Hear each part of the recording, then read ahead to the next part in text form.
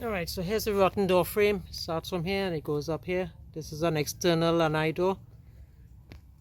Right, and I'm going to cut right below the hinge all the way across here, and then I'm going to use composite wood and put some screws here, and then replace this bull nose on the outside with composite as well.